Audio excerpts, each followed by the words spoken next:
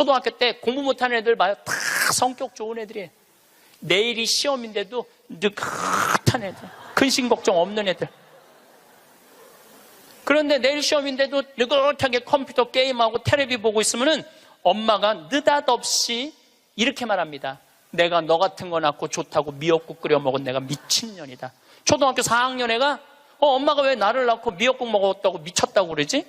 이때부터 삐뚤어지기 시작하는 거예요.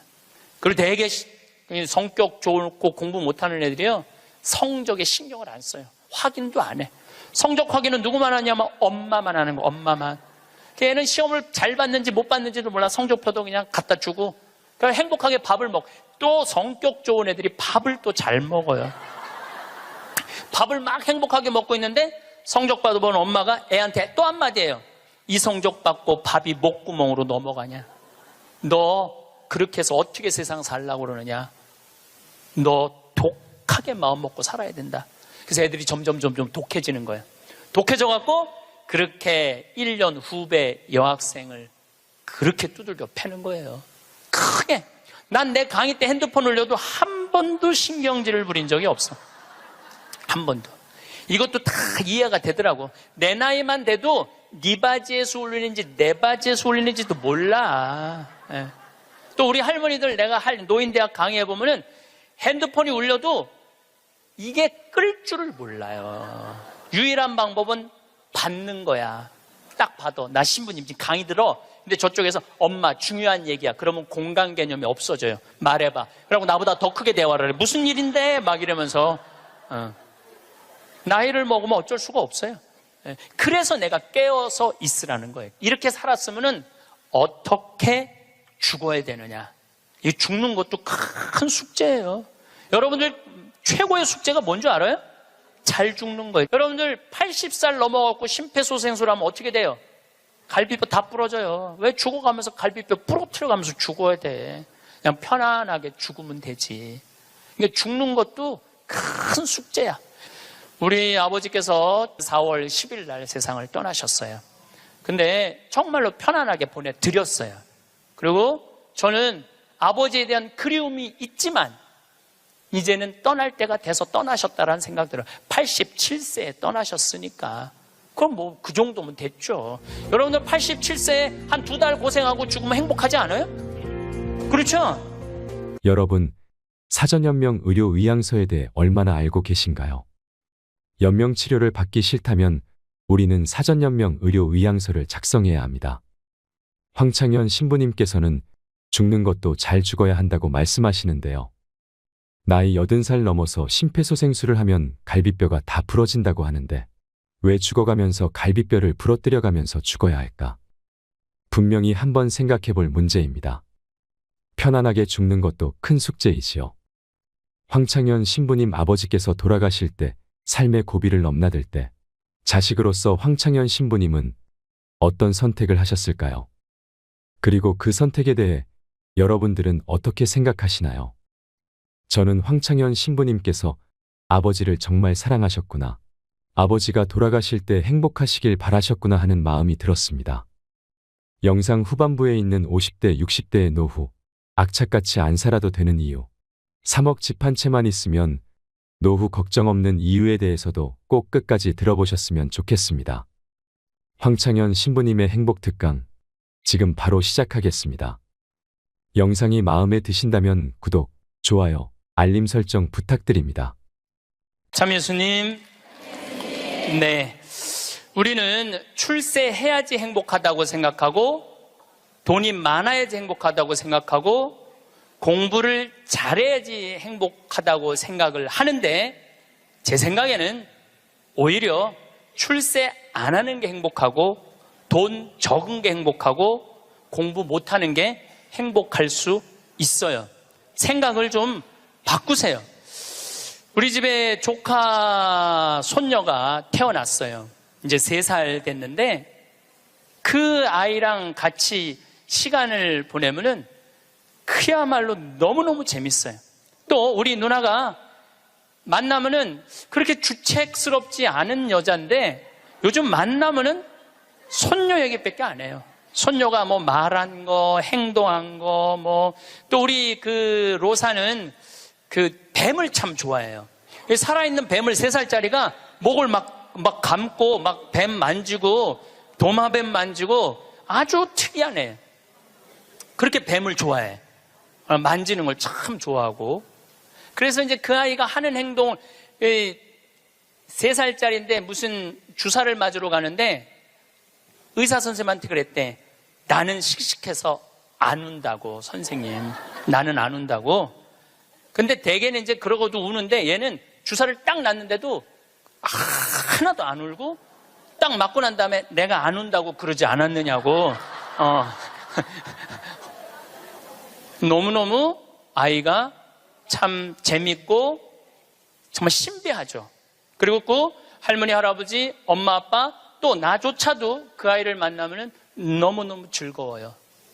여러분들도 자식을 키울 때 그런 즐거움이 있었을 거예요. 근데 언제부터 원수가 되기 시작하냐면은 공부를 하면서부터 원수가 되기 시작해. 공부를 하면서부터. 그냥 그렇게 이쁘고 귀엽고 즐겁게 뱀 만지고 그냥 쭉 자라면은 걔하고 원수 될 일이 없을 거예요. 근데 공부를 시키는 순간부터 애한테 스트레스를 주는 거예요. 독해지라고.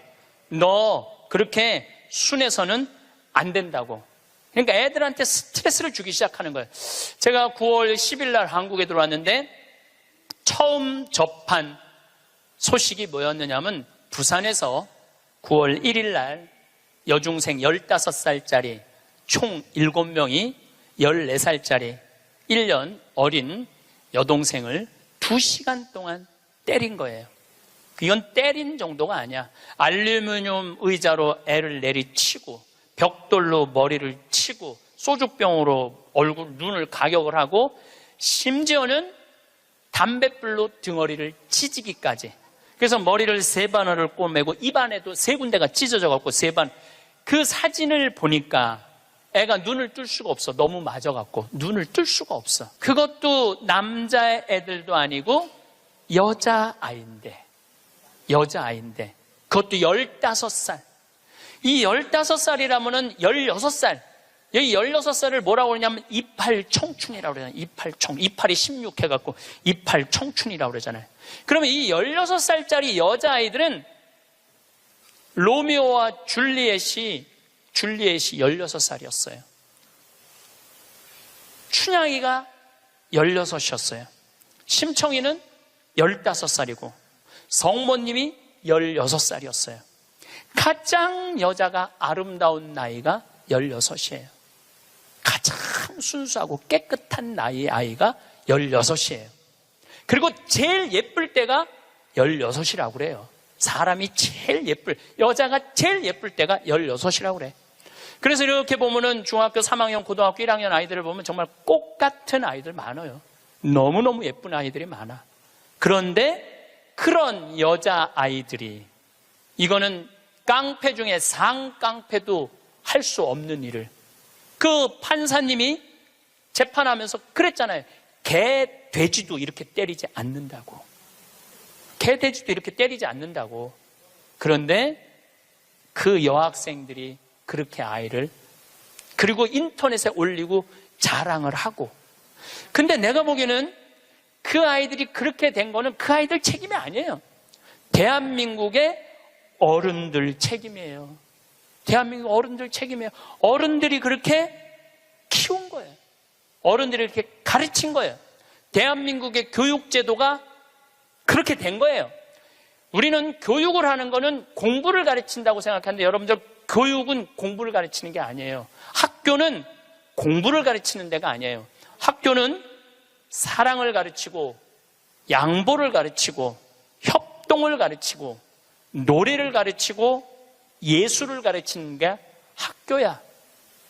근데 우리는 1등을 골라내고 명문대를 보내고 특목고를 보내고 그게 교육이라고 생각하고 있는 이 대한민국이 만들어낸 슬픔이라는 거예요. 대한민국이. 이건 누구의 책임도 아니고 우리 모두의 책임이야. 그냥 애들은 애들답게 키워야 되는데 학교 2시, 3시에 끝나고 나면은 학원을 전전긍긍하면서 밤 10시에 집에 들어오니 얘네들이 스트레스가 극에 달할 거 아니에요. 또 공부 못하면 사람도 취급을 안 하잖아. 사람이라고. 되게 공부 못하는 애들이 성격이 좋은 애들이에요. 초등학교 때 공부 못하는 애들 봐요. 다 성격 좋은 애들이에요. 내일이 시험인데도 느긋한 애들, 근심 걱정 없는 애들.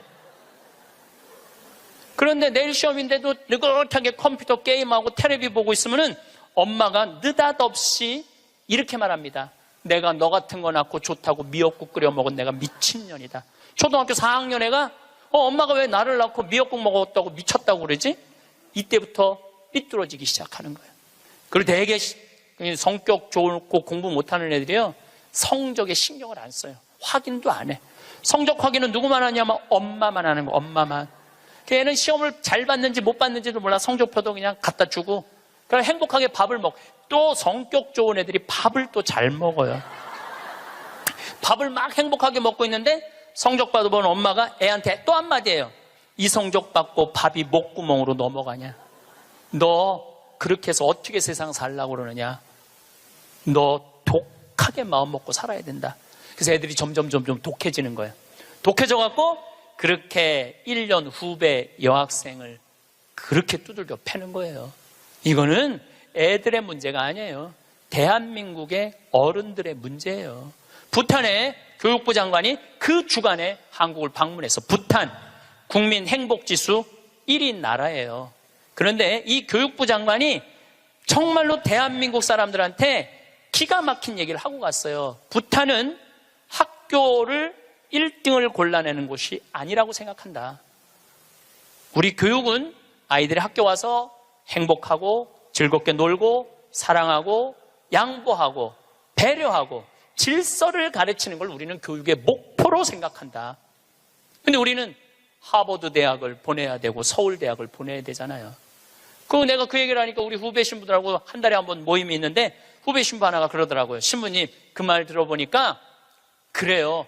어떤 아이가 엄마가 하버드대 그래갖고 애가 하버드대를 딱 합격하고 난 다음에 엄마한테, 엄마 원하는 하버드대 갔어, 나 찾지 마.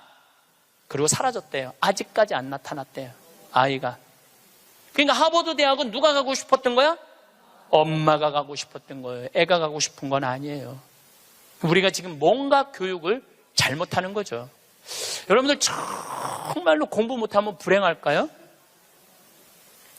내 조카들은 그렇게 저지방 대학을 저지하겠다고 저지방 우유를 그렇게 먹었는데 다 저지방 대학교 나왔어요. 근데 우리 조카 애들은 다 행복해요. 우리 조카 애들이 제발 삼촌 방송에 우리 얘기 좀 하지 마 그랬는데도 내가 안 할 수가 없는 게 애들이 너무너무 행복해요. 우리 조카들은 내가 수원에 어머니 아버지 모시고 식사한다 그러면은요, 일주일 전에 얘기하면 100% 다 나와요. 그러니까 공부를 못하는 건 죄가 아니야. 그런데 가족 모임에 안 나오는 건 죄야. 그건 죄야. 가족 모임에 안 나오는 건 죄예요. 공부를 못하는 건 죄가 아니에요. 그럼 우리 애들이 다 저지방 대학에 졸업을 했는데 우리 애들이 지금 불행하게 사느냐? 우리 조카 애들은 6명이 다 친해요. 왜냐하면 우리 조카 애 중에 한 명만 서울대학을 나왔으면 그렇게 친하지 않을 거야. 똑같이 다 저지방 대학을 나와서 애들이 너무너무 친해. 그리고 우리 조카 애들은 직장 생활하는 애들이 한 명도 없어요. 왜냐하면 직장 생활에 이력서를 낼 만큼 스펙이 안 돼. 그래서 직장 생활하는 애들이 한 명도 없어. 그런데 돈도 잘 벌어요. 우리 누나 아들은 2가지 일을 하는데 나한테 자세하게는 얘기는 안 해도 내가 보니까 대충 1년에 1억 이상은 버는 것 같아요. 다른 애들도 다 결혼도 잘하고 결혼 생활도 잘하고 행복하게 살아요. 얘네들은 어렸을 때 공부 딱 보고 내가 그랬어요. 우리 형제들한테 공부를 못하는 건 죄가 아니다. 죄인 취급하지 말아라. 그래서 얘네들은 학원을 다니는 애들이 거의 없어. 그리고 공부 못한다고 욕먹은 애들이 없어. 그러니까 얘네들은 지방대학을 다녀도 전혀 부끄러워하지 않아요. 욕을 먹었어야지 부끄러워할까요? 욕을 먹었어야지. 욕을 안 먹으니까. 근데 이번에 우리 형 누나가 제일 위고 큰형이 있는데 큰형 아들이 대학을 졸업했어요. 물론 직장생활 못했죠. 근데 누나 아들이 그 형 아들한테, 사촌이죠, 프란치스코와 클레멘스한테 내가 이걸 해보니까 이게 블루오션이다. 너 이거 한번 해봐라. 그래갖고 그 형이 보름 동안 다 시장 조사를 해주는 거야. 입지 조건까지도 다 조사를 해주고 나한테 보고를 했죠. 제가 한 5년 전부터 우리 형제들한테 우리 조카들이 이제 졸업하기 시작하는데 내가 보니까 얘네들은 직장 생활 못하고 다 장사할 것 같다. 근데 성격이 좋으니까 내가 보니까 장사해도 승산이 있을 것 같다. 그래갖고 개를 모았어. 한 달에 400만 원씩. 그러니까 5년을 모았으니까 2억 5천을 모은 거죠. 우리 조카들은 내가 그랬어. 니네들 은행 들락날락 하면서 자괴감 느끼지 말아라. 니네 외삼촌 형제들이 다 돈을 모았으니까 가게 할 때 다 오픈, 다 돈 대줄 거다. 다 대줬어요. 또 얘네들 갚어. 그럼 그동안 갖고 또 대주는 거죠. 그래 얘 뭐 얼마 7,800만 원 들어간대. 다음날 딱 내가 통장은 내가 갖고 있어요. 다른 사람이 갖고 있으면 무슨 일이 나잖아. 내가 갖고 있는 거예요. 통장 이름이 사랑의 황씨 통장이야. 사랑의 황씨 통장. 7,800만 원 딱 보냈어요. 졸업하자마자 2월 20 며칠 날 오픈을 했는데 한 달 딱 지나고 났는데 보고가 들어왔는데 한 달 동안 다 제하고 번 돈이 650만 원이래. 그랬더니 또 할머니들이 그 종목이 뭐냐고 이렇게 물어보는 분들이 있어요. 자, 거기에 내가 한마디 할게요. 행복한 애가 가게를 하면은 돈을 벌어요. 불행한 애가 가게를 하면은요, 망하게 돼 있어요. 종목이 문제가 아니에요. 행복한 사람이 행복하게 사는 거예요. 얘네들은 그냥 쭉 행복하게 사는 거야. 스트레스 안 받고, 바보, 병신 소리 안 듣고, 그냥 성당 열심히 나가고, 너 착하고, 할머니, 할아버지 공경하고, 그러면 돼. 우린 욕심 없어, 너한테. 쭉 행복한 애들이 행복하게 사는 거예요. 얘네들 판검사 안 돼도 난 하나도 부끄럽지도 않고, 난 내 조카들이 너무너무 자랑스러워요. 열심히 살고. 얼마나 좋아요.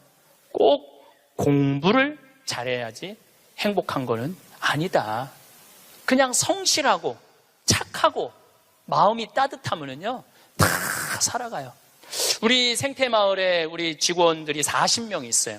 왔다 가는 사람이 한 100명도 넘을 거예요. 근데 제가 내린 결론은 행복하게 자란 애가 직장 생활도 잘한다야. 과거에 술을 먹거나 컴퓨터 게임에 걸렸거나 우울증에 걸렸거나 조울증에 걸렸거나 대인 기피증에 걸린 애들은 아무리 내 강의를 듣고 싶으면 우리 애 좀 맡아주세요. 내가 많이 맡았어요. 정말로 수십 명도 더 데리고 있었어. 근데 그런 이력이 있는 애들은 결국은 직장 생활을 못 하더라고요. 그런 이력이 있는 애들은 결국은 안 돼. 그러니까 결국은 애를 만들어내는 건 주위 사람이 아니야. 부모가 아이를 얼마나 아끼고 사랑하느냐, 이게 중요한 거예요. 공부가 중요한 게 아니고 출세가 중요한 게 아니고 이 세상에 와서 행복한 게 중요한 게, 행복한 게. 제가 이번에 애틀란타에 가서 한 집에 하루 딱 머무르고 그 다음에 호텔에서 머물렀는데, 내가 너무너무 사람들을 많이 만나니까 그 집 주인 자매하고 형제가 신부님 좀 편안하게 하루 아무도 안 만나게 해드린다. 그래갖고 아무도 그 집엔 오겠다는 분들이 많았는데 초대를 안 했어. 대신 아들이 하나 있는데, 아들이 미국에서 두 번째로 좋은 테크 유니버시티, 그러니까 기술 대학교인데 4학년이래. 근데 아들한테 전화를 한 거야. 우리 집에 신부님 오셨으니까 너 와서 저녁 먹고 가라, 기숙사에서. 근데 내가 1시에 이제 좀 씻고 좀 방에서 누워서 쉬고 있는데 얘가 3시에 왔어. 3시에. 3시에 와서 엄마하고 두런두런 얘기하면서 엄마 음식 준비하는 걸 다 옆에서 돕더라고요. 고기도 굽고. 6시에 밥을 먹는데 아이가 너무너무 얼굴에 순해. 좀 너무너무 순하고 깨끗하고. 근데 밥을 먹고 이야기를 두런두런하고 밥 먹고 난 다음에 끝났는데 10시까지 나하고 얘기를 하는 거예요. 색소폰을 연주를 기가 막히게 하는데 자기 연주한 것도 다 보여줘가면서 밤 10시가 되니까 엄마가 너 이제 기숙사 가라고 10시에 집에를 가더라고요. 학교를. 내가 여러분들 집에 갔어. 여러분들 자녀 중에 서울대학 법대 다니는 애가 있어. 근데 내가 여러분들 집에 방문했어. 5분 신부님 오니까 너 우리 집에 와서 저녁 식사해라. 그러면 와서 3시부터 밤 10시까지 식사 같이 할 자식이 얼마나 있을까요? 내가 보기에는 거의 없어요. 왜냐하면 내가 본당 신부 때 가정 방문하면은 방에 있는데도 나오는 애가 거의 없어요. 자기 공부한다고. 아니, 본당 신부님이 가정방문을 했는데 방에 있는데도 안 나와. 이게 지금 대한민국의 교육의 현실이에요. 그게 여러분들 훌륭하게 키우는 거예요? 우리 집에 손님이 왔는데, 그것도 본당 신부가 왔는데, 자기 공부한다고 내가 거기서 미사하고 한 2시간 있어도 얼굴도 안 비치는 자식들 천지예요. 그러니까 우리는 뭔가 지금 잘못하고 있는 거예요. 또 잊지 못하는 애가 또 하나 있어. 세크라멘토에 강의를 갔는데 총회장님 집에서 제가 머물렀어요. 밤 10시에 강의가 끝나고 저녁에 갔는데 그 집 아들이 대학교 4학년이었어요. 그런데 이제 총회장이 치과 의사라 이렇게 게스트하우스가 따로 있더라고요. 근데 거기서 이제 와인을 한 잔 먹고 이 얘기 저 얘기 했는데 1시 반까지 얘가 내 앞에서 이 시중을 들더라고요.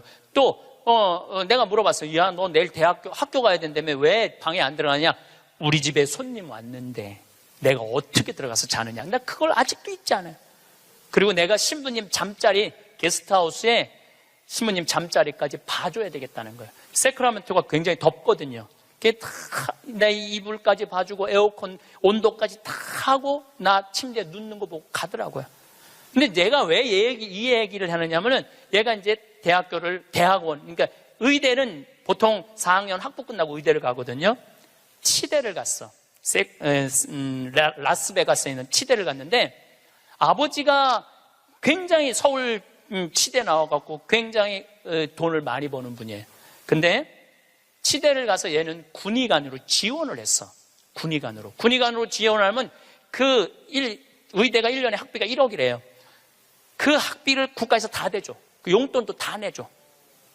야, 너 아버지 돈 많은데 아버지한테 돈 달라고 그러지 왜 네가 군의관까지 지원을 하느냐? 근데 또 그 아이가 또 잊지 못하는 말을 했어요. 내가 왜 엄마 아빠의 미래를 빼앗아야 되느냐고. 자기가 아버지 돈 쓰면 엄마 아빠 나 얼마든지 할 수 있는데 우리나라 명문대학교 애들은 엄마 아빠가 언제까지 살았으면 좋겠냐? 60살까지 살았으면 좋겠다고. 자기 뒷바라지하고 죽었으면 좋겠다고. 이게 지금 대한민국이 교육을 잘못하고 있는 거예요. 크게. 난 내 강의 때 핸드폰 올려도 한 번도 신경질을 부린 적이 없어. 한 번도. 이것도 다 이해가 되더라고. 내 나이만 돼도 네 바지에서 올리는지 내 바지에서 올리는지도 몰라. 예. 또 우리 할머니들 내가 노인대학 강의해보면은 핸드폰이 울려도 이게 끌 줄을 몰라요. 유일한 방법은 받는 거야. 딱 봐도 나 신부님 지금 강의 들어. 근데 저쪽에서 엄마 중요한 얘기야. 그러면 공간 개념이 없어져요. 말해봐. 그러고 나보다 더 크게 대화를 해. 무슨 일인데? 막 이러면서. 나이를 먹으면 어쩔 수가 없어요. 그래서 내가 깨어서 있으라는 거예요. 깨어서. 근데 저도 내 핸드폰 켜놨는지 꺼놨는지도 몰라. 근데 진짜 내 들은 얘기인데 어떤 자매가 핸드폰을 켜놨는지 꺼놨는지 핸드폰을 냉장고에 넣어놓고도 찾고 지갑도 잃어버리고 가방도 잃어버리는 자매가 있었대. 근데 여러분들 그렇죠? 지금 깜빡깜빡하죠? 옛날 같으면 46세 평균 연령이었을 때는 100년 전에 여러분들 지금 살아있는 사람 한 명도 없어. 다 죽었어. 근데 너무 오래 사니까 그런 일이 벌어지는 거야. 너무 오래 사니까. 잊어먹는 것도 많고. 근데 어떤 자매가 하도 건망증이 많은 자매가 너무 잘 잊어먹는데. 근데 한 번은 이제 운전을 하려고 딱 차에 탔는데 운전대가 없어졌더래. 운전대가. 내가 이제 잊어먹다 운전대까지 잊어먹는구나. 너무너무 당황을 했대. 이 운전대가 어디 갔나 이놈의 차에. 한참을 찾고 정신을 차려보니까 앞문으로 타야 되는데 뒷문으로 탄 거야. 뒷문으로 타갖고 거기서 운전대를 찾고 앉아있어. 이게 앞문인지 뒷문인지도 모르고서 참 이게 너무 오래 살아서 그래. 너무 오래 살아서. 어쨌거든 이 친구가 한국에 평창에 와갖고 내가 또 장어도 사줬어요. 근데 이미 벌써 치대를 졸업하고 한국에 와서 용산에서 근무를 하고 이제 돌아가서 의사를 개업을 했다고 그래요. 내가 외국에 이렇게 다니면 경쟁이 없는 나라 애들이요 부드러워요. 따뜻해요. 경쟁이 없는. 근데 경쟁이 있는 데를 가보면요 너무너무 살벌해요. 근데 대한민국은 나라 전체를 경쟁으로 만들어 놨잖아요. 그러니까 나라가 살벌한 거예요. 나라가. 또 이 프랑크푸르트에 유럽에 강의를 갔는데 그 가족들도 내가 잊지 못해. 내가 프랑크푸르트 주교자 성당에 가서 미사를 좀 봉헌하고 싶다 그러니까 엄마가 이 독일어가 유창하지 않았던 거죠. 아들하고 딸한테 연락을 하더라고. 딸은 학교 선생님, 아들은 법대인지 의대를 다니는데 신부님 안내 좀 하라고. 두 아이가 나와서 나를 안내를 하는데 기가 막히게 안내를 하더라고요. 그리고 너무너무 음식도 잘 시키고 하나하나 설명을 해주는데, 대한민국에서 여러분들 내가 명동에 가갖고 좀 명동 구경 좀 하고 싶으면 여러분들 자녀 중에 신부님 좀 안내 좀 하라고 그러면 여러분들 아들 중에 엄마가 가서 해. 내가 가서 해. 그러니까 이게 이 영어로 말하면 우리나라 애들은 프렌들리 하지 않아요. 다정하지 않아요. 다정하지가 않아. 애들을 보면 굉장히 불편해, 애들이. 이게 지금 이러니 대한민국이 그러니 지금 이 자기 1년 후배를 벽돌로 머리를 깨고 소주병으로 때리는 애들이 앞으로 만들어갈 세상은 어떤 세상일 것 같아요? 지금 대한민국이요, 교육제도를 바꾸지. 제가 아까 1000년, 100년, 10년, 2030년, 2040년 얘기하죠? 완전히 새로운 세상이 되고 있어요. 지금 공부 잘한다고 좋은 세상은 끝났어요. 행복한 사람이 많아야지 행복한 나라가 되는 거예요. 그러니까 여러분들 행복한 나라를 가꿔야 돼요. 행복한 나라를. 나는 자연인이다라는 프로 어때요? 보셔요? 산에 가갖고 그분들 아마 사업 망하고 건강 해치고 이런 분들이에요. 근데 그분들 물론 선택해서 가는 거겠지. 이 방송사에서 조금 조작도 있을 거예요. 그렇지만은 제가 보기에는 그 나는 자연인이다, 그분들은 명예도 재산도 권력도 돈도 없는 사람들이야. 근데 그 사람들 행복해 보여, 안 행복해 보여? 행복해 보이죠? 국회의원들 지금 그 사람들 여러분 보면 행복해 보여, 안 행복해 보여? 그러니까 우리는 행복의 기준이 바뀌어야 돼. 신부님 말씀대로 성주순례도 가고 맛있는 것도 사 먹고 다 했는데 돈 다 썼는데 그때도 안 죽고 주머니에 돈 한 푼 없으면 어떻게 해요? 그때는 여러분들 어떻게 하면 되느냐 하면 집에 가만히 앉아 있으면 돼요. 그때는. 근데 문제는 뭐가 문제냐면은 나중에 쓰려고 지금 가만히 있는 분들이 많아요. 나중에 쓰려고. 근데 내가 이렇게 얼굴을 보니까 돈 쓸 수 있는 마지막 얼굴들이야. 나중에 어디서 나중에. 지금 안 쓰면은 나중에는 더 못 써요. 지금 안 쓰면 나중에 더 못 써요. 그러니까 지금 쓰세요.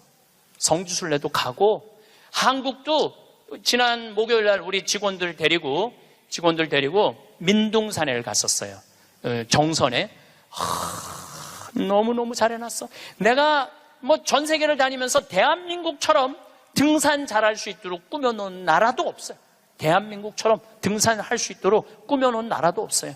또 그거 끝나고 난 다음에 정선에 레일 바이크라는 걸 우리 직원들 40명하고 탔어요. 이야, 신나더라고요. 우리나라도 다닐 때가 너무너무 많아요. 그리고 여러분들이, 제가 한 10년 전에 할머니들이 용돈이 5만 원 나올 때가 있었어요. 내가 그때 할머니들한테 뭐라고 그러냐면 5만 원 다 닦아 써라. 조금 있으면 10만 원 나올 거니까. 10만 원 올랐죠? 다 닦아 써라. 조금 있으면 20만 원 나올 거다. 지금 20만 원 나오죠? 다 닦아 쓰세요. 5년 후에는 최소한 60만 원, 70만 원 나와요. 5년 후에는 내가 자신 있게 얘기할 수 있어요. 그리고 그렇게 가야 되고, 그렇게 가야 돼요. 그래야지 여러분들도 행복하게 살 거 아니야. 우리나라가 경제 규모가 작으면 내가 이런 말을 감히 못해요. 우리나라 경제 규모 굉장히 커요. 그리고 대기업에서 돈을 내놔야 돼요. 대기업에서 돈을 내놔야 돼요. 이번에도 삼성 3분기 실적 보고하니까 그러니까 엄청나게 벌었더라고. 아는 사람도 대한민국에 나밖에 없을 거야. 근데 쓰러질 때 재산은 12조 5,900억이었어요. 쓰러질 때 12조 5,900억. 근데 3년 5개월 만에 주식이 올라갔고 20조야. 20조. 그런데 그 20조가 무슨 의미가 있을까요? 아무 의미가 없어요. 재물은요, 내가 나눌 때 의미가 있는 거예요. 나 혼자 이걸 가지고 나 돈 많다고 자랑하는 건 아무 의미가 없어요. 그래서 인생은 여러분들, 이제는 여러분들이 자아 완성이라는 큰 숙제가 남아있어요. 이제 뭐 출세할 것도 아니고, 판사 될 것도 아니고, 검사 될 것도 아니고, 국회의원 될 것도 아니고, 대통령 될 것도 아니잖아요. 그건 또 중요한 것도 아니고, 가장 중요한 거는 내가 이 세상을 충만하게 살아가고, 행복하게 살아가고, 확신을 가지고 살아가는 게 중요한 거예요.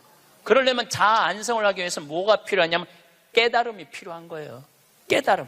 깨달으려고 여기 나온 거 아니에요? 그렇죠? 오늘 많이 깨달았죠?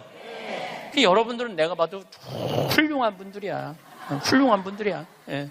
여러분들 정말 훌륭한 분들이에요. 여러분들 같은 마음이 많은 분들이 있으면 대한민국은 행복해요. 제가 사제로 살면서 처음에는 몰랐어요.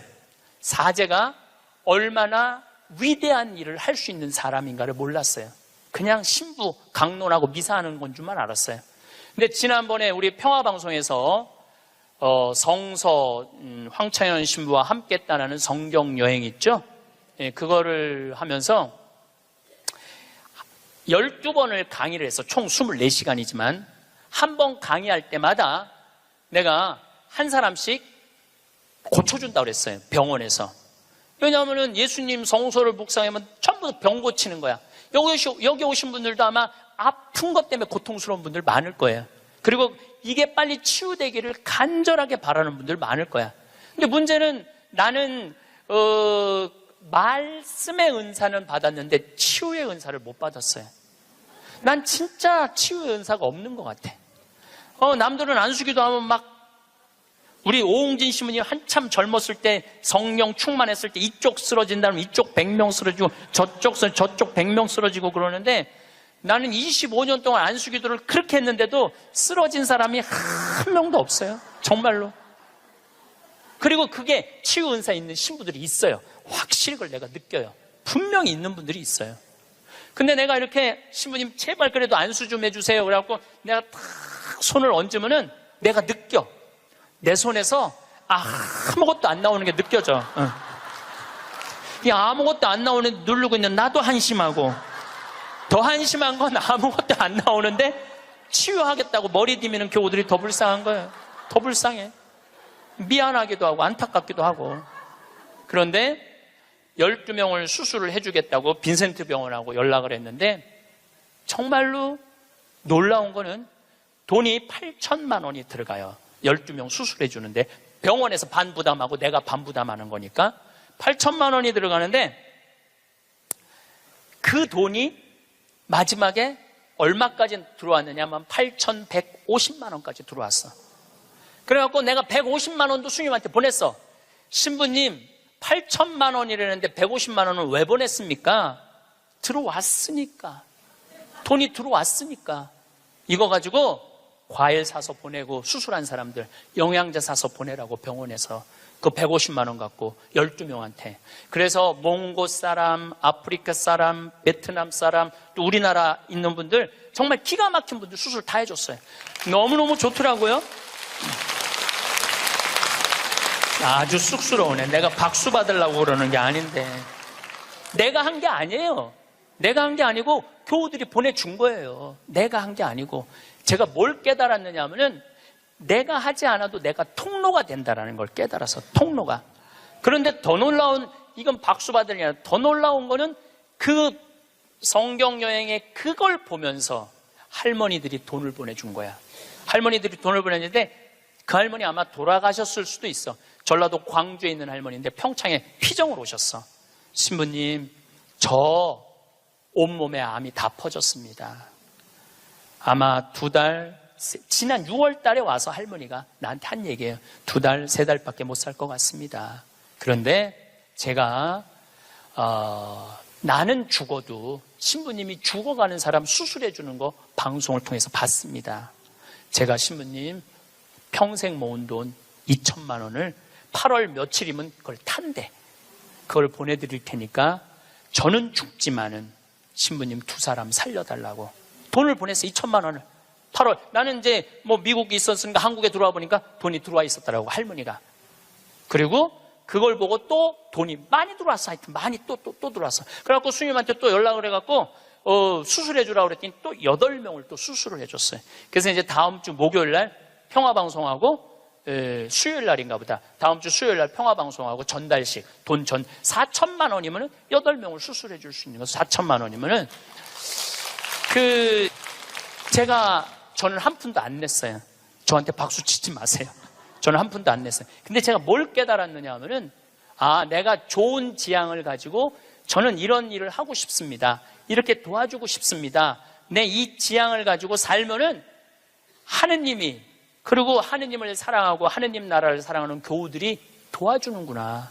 그러니까 내가 심부름의 역할은 할 수 있는 거 아니냐. 그런 걸 깨달으니까 이제 어려운 데를 찾아서 도와주게 되더라고요. 근데 놀라운 거는 이제 얼마 전에는 외방선교에서 필리핀 바기오라는 곳에서 이상원 배다라는 젊은 신부가 10년 동안 거기 농민들을 위해서 살았대. 유통 시스템을 하고 싶대. 냉동차가 있으면은 마닐라로 그 농사진 걸 보낼 수 있대. 그래서 또 그것도 또 5천만 원을 도와줬어요. 근데 내 돈으로 도와주는 게 아니에요. 도와주라고 보내주는 분들이 너무너무 많은 거야. 그래서 아마 다음 달에는 내가 그 이제 동영상을 여러분들 보면은 기가 막힐 거예요.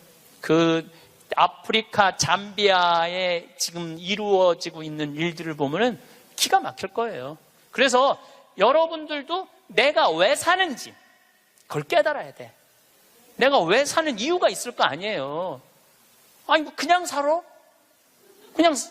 내가 하다 못해. 여러분들 자식들한테도 성당 나오는 자식들한테, 성당 안 나오죠, 자식들. 여러분들은 전부 다 열심히 한 분들 아니야? 그럼 제일 고민이 뭐야? 자식 성당 나오는 거 아니야? 그렇죠? 성당 나왔으면 좋겠어. 근데 애들은 성당 나가기 싫어. 먹고 살기도 바쁘고 성당 나가면 이거 해라 저거 해라 싫어.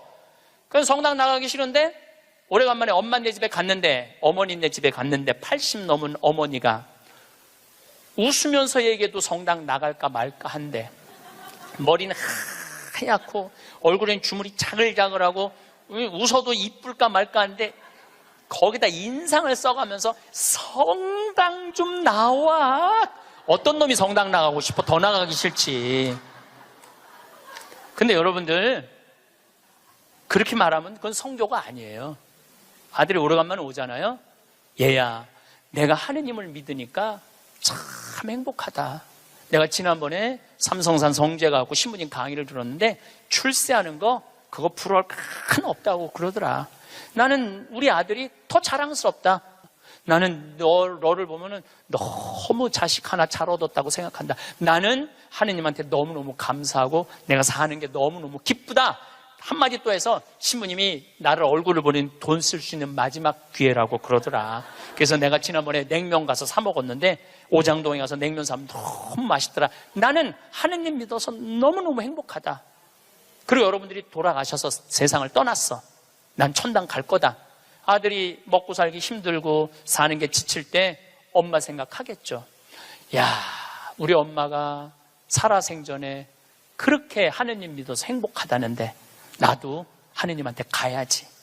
여러분들이 하늘나라의 증표가 될 수 있는 거예요. 그것도 나누는 거예요. 그것도. 저는 물을 볼 줄 알아요. 밑에 또 물 봐달라고 그러는 사람 또 있으면 안 되는데, 운물, 그러니까 대수층에 한 20m, 30m의 물을 봐요. 근데 한국에서는 제가 물 안 봐요. 아프리카에서, 잠비아에서는 내가 물을 봐요. 여기 물 나온다. 찍으면 딱 나와. 그거 얼마나 좋은지 몰라.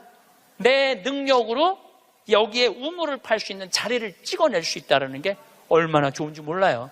얼마나 좋아. 그러려면 뭐를 해야 돼? 공부를 해야지. 그냥 봐. 배워야지. 내가 그래서 물 보는 책을 2권, 3권을 사서 읽었어요. 수맥 보는 방법을. 그 논문으로도 나왔더라고, 그게. 그냥 하는 게 아니라 논문으로 나왔더라고, 논문으로. 그러니까 내 차에는 항상 그 은 막대가 있어요. 그것도 보기 쉬워요. 하나 깨달으면 하나 나눠줄 수 있잖아. 그러니까 여러분들도 공부하라는 거예요. 공부. 신부님 어떻게 공부를 해요? 이 유튜브가 대학교예요. 유튜브 안에 이 성서 강의도 다 올라와 있어. 그리고 요즘 4차 산업에 대해서 기가 막히게 교수들이 해놨더라고요. 그러니까 여러분들 공부하세요. 맨날 드라마나 그냥 맨날 네 아들이냐 내 아들이냐 뭐 이런 거 그런 거 시청하지 마시고 좋은 유튜브 공부 많이 하세요.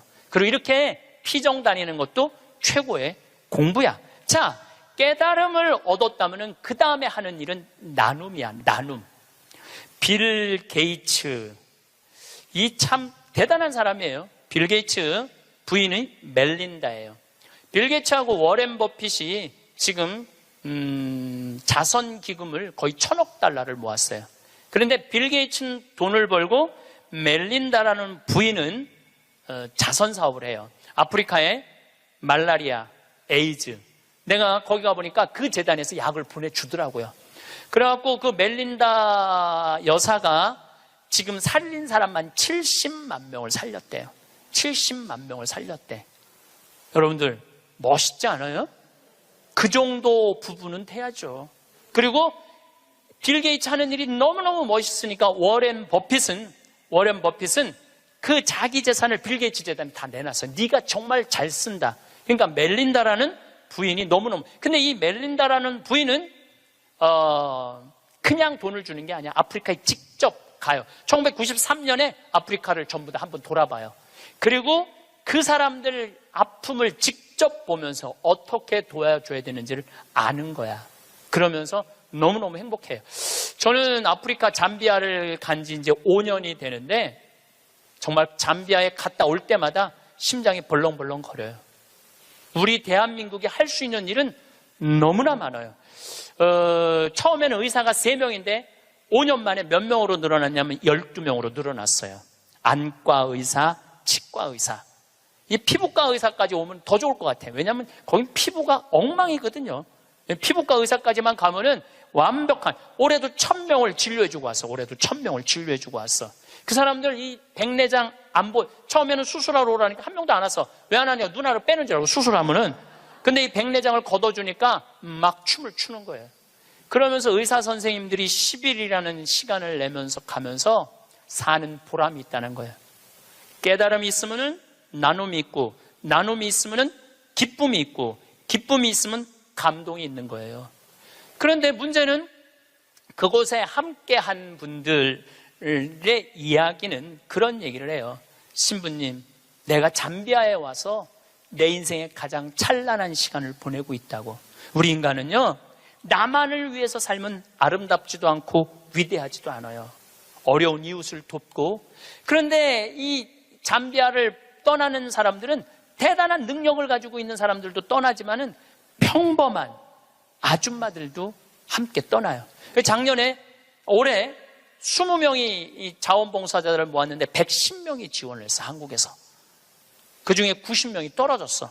90명이 떨어지면서 한다는 소리가 내 돈 내고 내가 가서 봉사하겠다는데도 떨어져야 되느냐고 그런 얘기를 하더라고요. 저는 이제 대한민국이 정말로 행복하려고 그러면은 나눠야 돼요. 대한민국이 행복하려고 그러려면은 지금 교육제도는 바뀌어야 돼요. 학교에서 등수 매기지 말아야 돼요. 학교에서 지금 고등학교 애들 음악 시간, 체육 시간 없애고 있어요. 공부해야 된다고. 내가 보니까 정신 나간 짓이에요. 아이들이 노래를 하면서 공을 차면서 사회성을 배우는 거예요. 책상에 앉아고 공부만 하잖아요. 얘네들은 아무것도 쓸데 없는 애들이에요. 여러분들 공부 못하면 신부님 뭘 먹고 살아요? 지금 대한민국의 공장에 외국인 노동자가 150만 명이에요. 우리 형님도 공장을 운영하는데 외국인도 한 달에 240만 원을 줘야 된대요. 그러면은 내가 펜대 굴릴 생각 안 하고 몸으로 해갖고 여러분들 지금 공장에 가면은 천지가 돈 2, 300만 원 다 받아요. 근데 우리는 뭐만 배웠어? 공부만 배웠고 출세만 배웠고 최고 높은 자리에 올라가는 것만 배웠어. 공장에서 일하는 건 용납을 할 수가 없는 거야. 자존심 상해서. 그래서 명문대학교 나온 애들 50%가 취직이 안 된 애들이 집에서 놀고 있는 거야. 누구 거 빼먹고 살아? 엄마 아빠 미래를 빼먹고 살고 있는 거예요. 엄마 아빠 미래를. 근데 이게 왜 그러냐면 대한민국이 잘못 키워서 그래요. 잘못 키워서. 몸으로 사는 거는 결코 나쁜 게 아니에요. 몸으로 사는 것처럼 솔직하고 정직한 게 없는 거예요. 그래서 여러분들도 정말 애들을 공부로 가르치지 말고 사람을 가르치는 교육을 저는 했으면 참 좋을 것 같아요. 이제 다음 마지막으로 이렇게 살았으면 어떻게 죽어야 되느냐. 이 죽는 것도 큰 숙제예요. 여러분들 최고의 숙제가 뭔지 알아요? 잘 죽는 거예요. 잘 죽는 거. 이 내년 2월 달부터 사전 의료 의학 지향서. 그러니까 나는 사전 연명 의료 그거를 이제 나는 이제 죽을 때 연명 치료 안 한다. 그게 법으로 통과됐어요. 법으로 통과가 되었고 내년 2월 달부터는 나는 암에 걸렸다. 그러면은 더 이상 치료 원하지 않는다. 말기 암. 더 이상 치료 원하지 않고 심폐소생술 안 한다. 여러분들 80살 넘어갖고 심폐소생술 하면 어떻게 돼요? 갈비뼈 다 부러져요. 왜 죽어가면서 갈비뼈 부러뜨려가면서 죽어야 돼? 그냥 편안하게 죽으면 되지. 그러니까 죽는 것도 큰 숙제야. 우리 아버지께서 4월 10일 날 세상을 떠나셨어요. 근데 정말로 편안하게 보내드렸어요.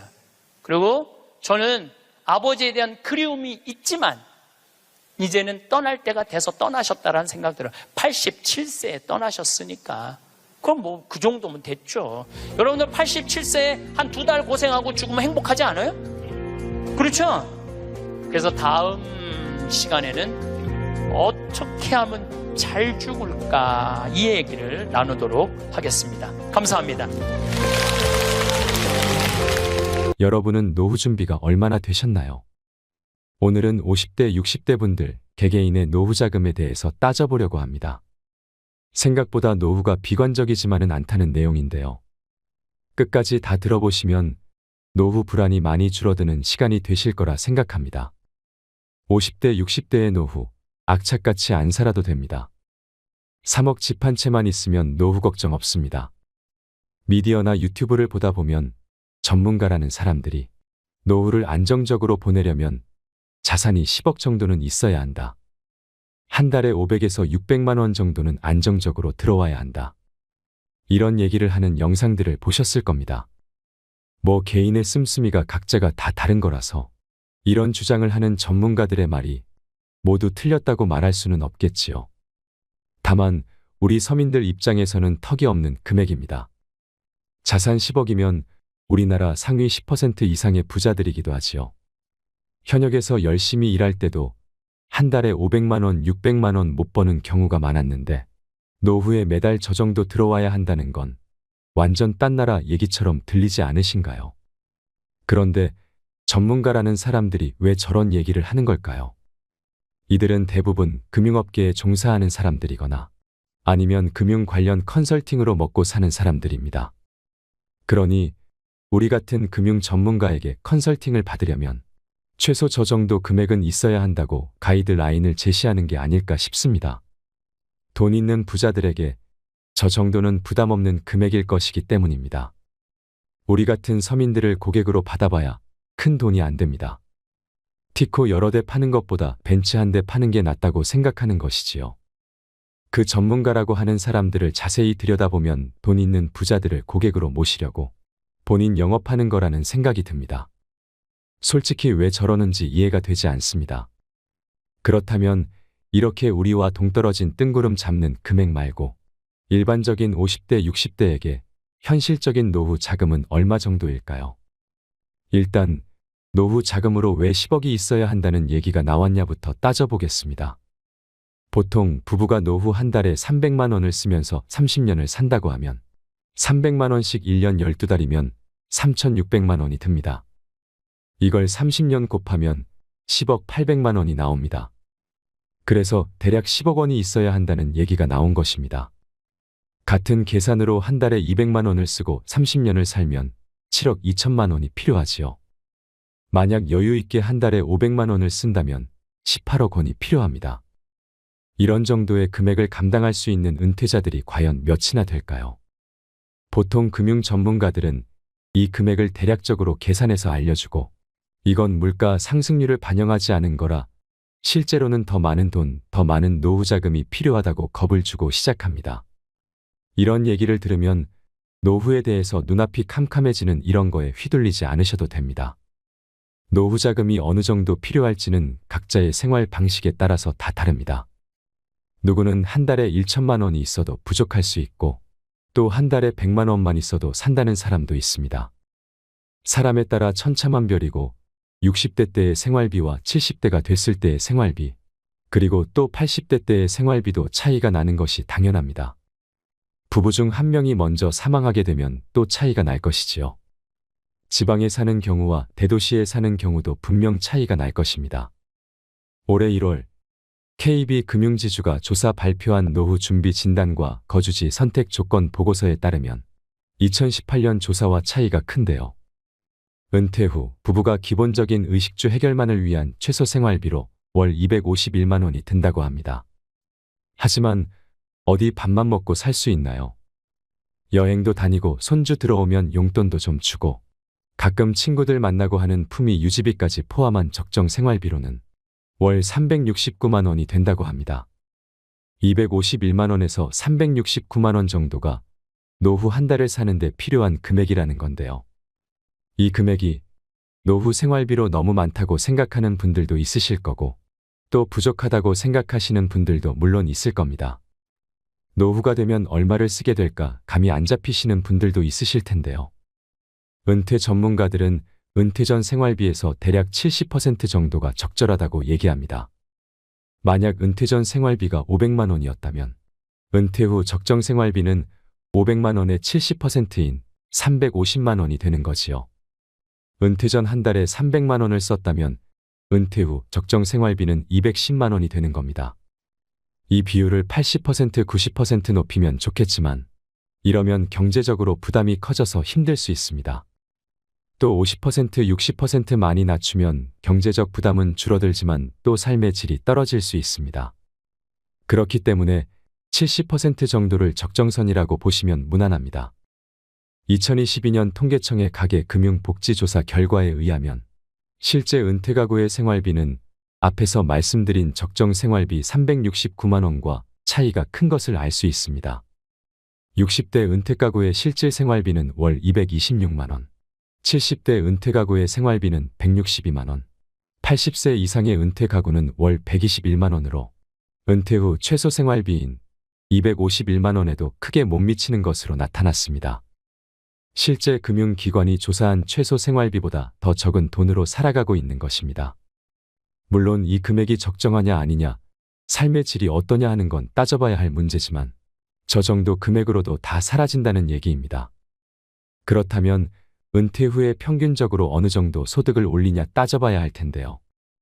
노후소득 피라미드에 60세 이상 은퇴 가구의 월 소득을 분석한 결과 최상위층은 525만 원의 소득을 올리고 있었고 최하위층은 101만 원으로 편차가 컸는데요. 은퇴 가구 전체 평균을 내보니 월소득이 176만 원인 것으로 나타났습니다. 이 월소득은 두 부부의 기초연금, 공정연금, 사적연금, 퇴직연금 등의 연금과 부동산, 예적금, 주식, 채권 등의 임대소득과 금융소득을 모두 합한 금액입니다. 매월 고정적으로 수령하는 평균 176만 원의 금액이 어떤 의미인가를 살펴볼까요? 방금 전 노후 필요자금 계산한 방식으로 계산을 해보겠습니다. 65세부터 연금이 나오니 그때부터 25년을 계산해보면 176만 원 곱하기 12개월이면 2112만 원으로 1년에 이만큼 나오고 이걸 25년으로 계산하면 5억 2800만 원이 됩니다. 지금까지 평균적으로 살아오신 50대, 60대 분들이라면 일단 이 정도는 기본적으로 확보하고 있다는 얘기입니다. 5억 원이 넘는 금액이 이미 확보되어 있다니 놀랍지 않나요? 앞으로 국민연금이 줄어든다거나 부동산 가격이 폭락한다더라, 이건 물가 상승률을 반영하지 않았다 등등 여러 가지 변수가 있을 수 있는데요. 물론 국민연금이 줄어들 수 있고 부동산 가격이 떨어질 수도 있습니다. 다만 물가 상승률 부분은 대부분 연금이나 수익에는 반영이 되어 나오기 때문에 큰 차이는 없을 거라고 생각이 되지요. 너무 부정적인 면만 보지 말고 긍정적으로 보자는 얘기입니다. 지금까지 계속 복지가 확대되어 왔고 노후 소득도 꾸준히 증가해 왔습니다. 그러니까 분명 늘어날 여지가 있는 부분이 있습니다. 그러니 정확한 금액이 얼마냐가 아니라 대략적으로 내 생각보다 큰 노후 자금이 이미 마련되어 있다는 개념으로 이해해 주세요. 그리고 이게 다가 아닙니다. 2023년 기준 50대의 순자산은 4억 937만 원, 60대 이상은 4억 8,630만 원인 것으로 나타났습니다. 대략 5억 원이라는 얘기인데요. 평균 자산이 이것보다 많은 분들도 있을 거고 더 적은 분들도 있을 겁니다. 수도권에서 아파트 한 채만 있어도 대부분 이 금액을 넘어가니 평균을 내면 그렇다는 얘기일 겁니다. 그런데 이 자산이 대부분 뭘까요? 부동산. 그러니까 지금 우리가 사는 집입니다. 이 집을 노후자금으로 활용할 수 있죠. 바로 주택연금으로 돌려서 받을 수 있다는 것입니다. 주택연금에 대한 찬반은 있지만 내 집에 살면서 안정적으로 노후자금을 마련할 수 있는 방법으로 주택연금만한 대안도 마땅히 없는 게 사실입니다. 올해 3월 기준으로 3억 원의 집이 있다고 가정할 경우 65세부터 주택연금으로 정산 지급을 받는다면 매달 72만 원을 받을 수 있습니다.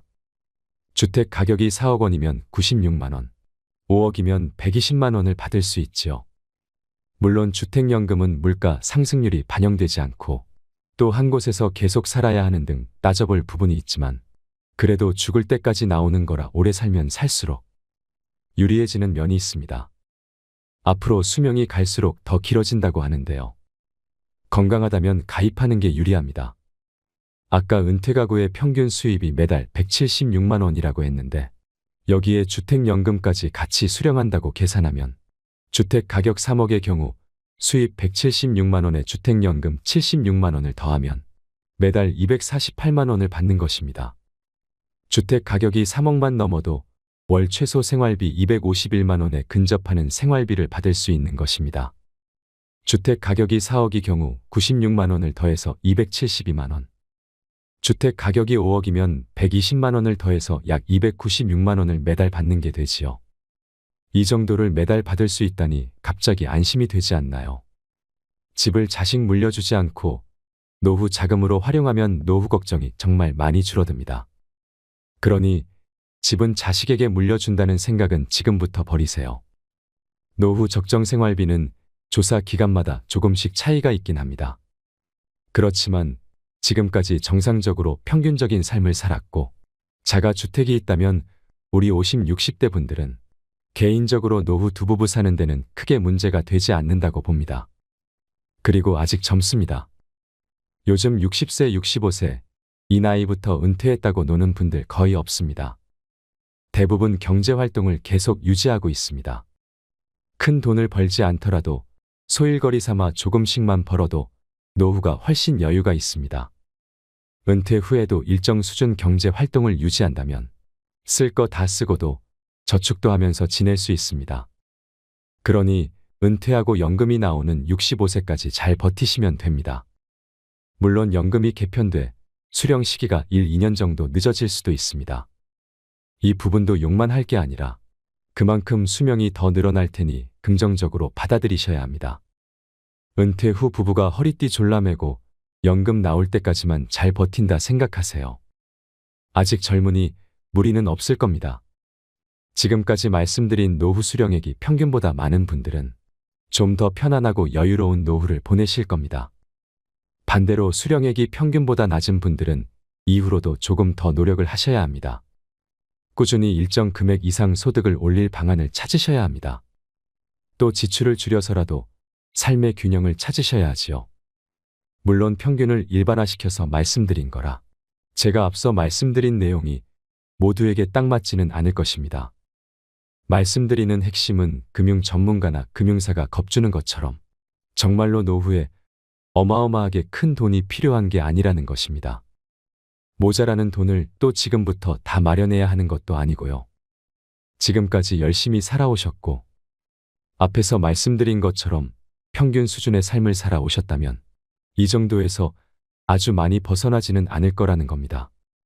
그러니 노후가 막막하다는 막연한 생각은 내려놓으셨으면 좋겠습니다.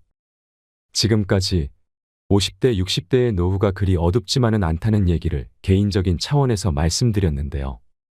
말이 나온 김에 배우자분과 함께 국민연금, 퇴직연금, 개인연금 등 받을 연금이 얼마인지 그리고 주택연금을 신청하면 얼마나 받을 수 있나 하는 부분도 확인을 해보시길 바랍니다. 확인해 보시면 지금까지 하던 막연한 노후 걱정보다는 현실이 더 괜찮다는 생각이 드실 겁니다. 저도 확인해 보니 많이 안심이 되더라고요. 여러분들의 여유롭고 편안한 노후를 응원하겠습니다. 이상으로 책틀맨이었습니다. 영상 끝까지 봐주셔서 감사드립니다.